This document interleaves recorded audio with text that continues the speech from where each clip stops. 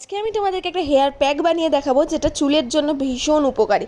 আর দেখো চুলটা আমার এখানে ভীষণ ড্রাই হয়ে গেছে, সেই কারণেই মেনলি হেয়ার প্যাকটা বানানো। এটা আমি মাঝে মাঝে বানিয়ে থাকি। এখানে রয়েছে ফ্ল্যাক্স সিড আর এখানে রয়েছে মেথি। তোমরা চাইলে অ্যালোভেরা ব্যবহার করতে পারো, আমি এখানে কোকোনাট অয়েল ব্যবহার করেছি।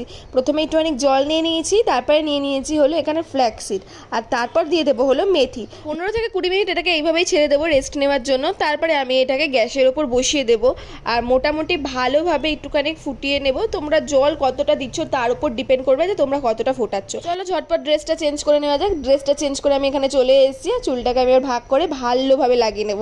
কিন্তু দেখতে আর ধরতে না এটা আমার একদম ভালো লাগে না। আর ফ্ল্যাক্সিড কিন্তু ভীষণ ভালো চুলের জন্য, আর মেথি কিন্তু উপকারী। তোমরা এটা গোড়া থেকে আগা পুরোটাই চুলে কভার করতে পারো যতটা তোমাদের সম্ভব। আমার চুল যেহেতু একটু বড়, আমার যে কোনো প্যাক মাখতে একটুখানি সমস্যা হয়।